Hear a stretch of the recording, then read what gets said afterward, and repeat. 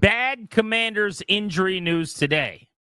Noah Brown is not going to play over the next several weeks, and it sounds like he is going to miss the remainder of the season. That's the way things are trending. Dan Quinn broke this news today when he was updating injuries at the start of his press conference. Tough news on Noah. He's going to be out for a while. And so Brown. So he had a significant internal injury from the game. And so that's going to knock him out for a while. And we love him, man. This play style, the identity of how he goes. And so that one hurts. He's been absolutely one of our glue guys. And after the game or during the game, between him and the medical staff, they did a really good job to address what was a serious injury. And, fortunately, he's going to be okay, but it's going to knock him out for a bit. Say for a bit, is this season ending for him? Yeah, we'll visit that later this week, but it's likely, heading that way.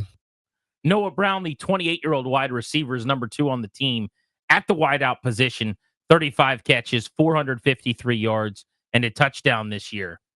For people that don't remember the injury, Danny, it came with 8 minutes and 35 seconds left in the third quarter. They had just given up a 41-yard field goal to Nick Folk. The Titans had pulled to within 18 at 28-10. Washington got the ball back 1st and 10 from their own 22. Noah Brown was running a route on the Washington sideline, coming back to the ball on like a stop route. Pass was onto the chalk, like far out of bounds. He made a diving attempt to try to catch it and landed. And he was pretty clearly hurt and kind of rolled to the sideline for treatment. And he didn't play again after that. But he's kind of been out of sight, out of mind, which can happen over a bye week. I don't know that the question came up after the game about what happened to Noah Brown. Then yesterday was the first time Dan Quinn spoke, Monday, I guess, coming back from the bye, and it hadn't come up. And so today, finally, we get around to what's his status? Is he going to be practicing? And we find out, I don't know what this means. I don't know if you want to speculate, but a serious internal injury, and his season's probably over. Yeah, that doesn't sound like a broken bone. That doesn't sound like a sprain or I don't know, any of the other words for your normal set of injuries. That internal, to me, again, this is based on nothing. That sounds like an organ, or that sounds like something, vital to you that's like not working right, or is bruised, or is damaged, or whatever. Because again, I mean, a broken rib is a broken rib. You would say that, or a fracture here and there. This isn't hockey where you just sort of say, he's got a toe, he's got a lower body, when his leg got cut off. So, obviously concerned for him, thinking about him, or hope he's fine. They say broken rib? Thank you very much. That's a poor example choice by me. There's a joke in there. Yeah, I got it. We've lived that. Or have we? I guess we'll never know. Was his rib okay? Could you just say, by the way? But yeah, so this is serious. And again, I obviously want him to be fine. And, it sort of came out here that, as you said, nobody was thinking about it over the past couple of weeks. I know I certainly was. And it kind of blindsided me a little bit that was the case. But now you look at Jamison Crowder's 21-day window has been activated for him to come back. I don't know exactly his timetable. I don't know where he'll be used, if at all. I don't know where he fits in the hierarchy. But now it's Terry McLaurin and a lot of unproven, frankly, around him as to who's going to fill that void. Yeah, just to discuss Brown for a moment in the season he had, if it's over, before we get to the receiver room. I thought Noah Brown did some really good things. I do too. He's got size, which they needed. He's their biggest wideout, 6'2", 225. And he plays bigger than their other receivers do, boxing guys out. He is not sudden or twitchy. And so he did struggle with some of the comeback, hitch route, stop route stuff, like that suddenness of attacking the football and then going and making a catch when a DB's on your back. Maybe that's just not a strength, but I like some of the in-breaker, dig route, things that they asked him to do, dating all the way back to when he debuted, made a couple of those catches in week 2 against the New York Giants, if you remember. He's only 28. I saw enough from Noah Brown, who joined the team right before the start of the season, that I absolutely do want him back. This is a guy that you should probably re-sign. I don't think it would cost a ton of money. You have to be able to agree to a deal where he understands that he's probably not a starter and you're not paying him like one, and he's a little bit of depth at the wide receiver position. Yep. Maybe he'll want to shop first, but I'd love to have him back. I think he does some good things. But I will also say this, and I'm not trying to kick him while he's down.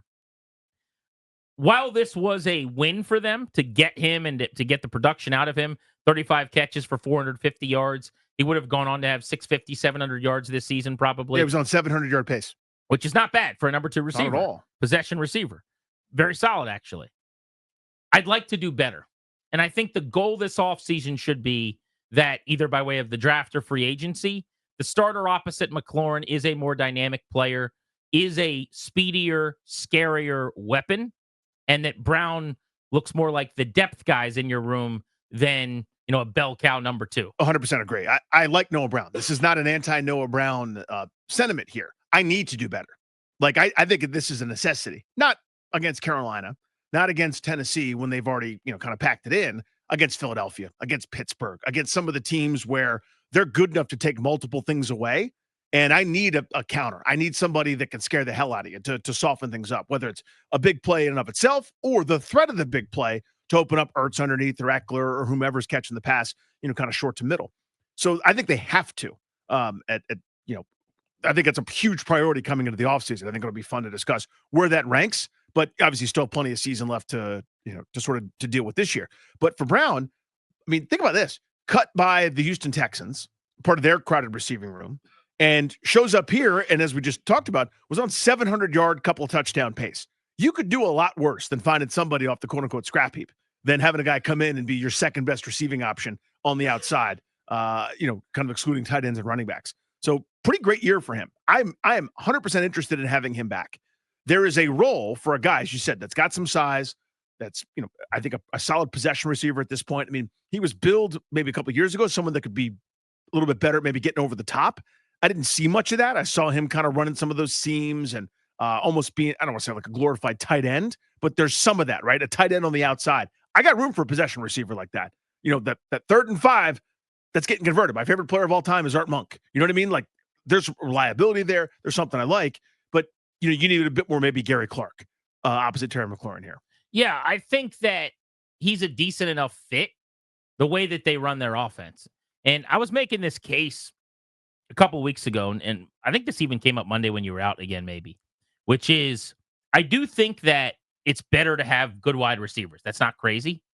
But they are not an offense that's going to go through passing over running or the wide receiver position first. And you've got a really good wideout in McLaurin who's going to be the de facto leader at the position, obviously. So I think about it like Philly right now. The Eagles have lost twice all year. Yeah. Mm-hmm. The Eagles have lost 9 games in a row. The Eagles have seen this week A.J. Brown's ticking time bomb of a demeanor kind of boil over, where in 2022 in Philly, he got 8.5 targets a game. Last year, he got 9.2 targets a game. And this year, he's getting 6.5 targets a game down. You go, well, Devontae Smith's really good. They spread the ball around. Devontae Smith got 8 targets a game 2 years ago and 7 targets last year, and he's only getting 6 this year. Both of them are getting fewer targets. It's not that they have another receiver. Before Saquon Barkley, DeAndre Swift, their leading running back, averaged 14.8 yards per game. With Saquon Barkley this year, he's averaging 20 yards per game. That's a 5 carry per game difference for their number 1 running back, which is also 5 fewer targets for their number 1 and number 2 receiver. So what am I getting at? What I'm getting at is their targets have gone to their running game. It's hard to keep A.J. Brown happy in Philly when you can't feed him the football because he is a elite number 1 diva wide receiver who wants to be involved. Yeah. He wants touches. He wants catches. He wants yards. He gets pissed looking at the graphic that shows Jefferson and Chase balling out and him not. And so it's nice that they're winning. It's cool that their running back's the MVP.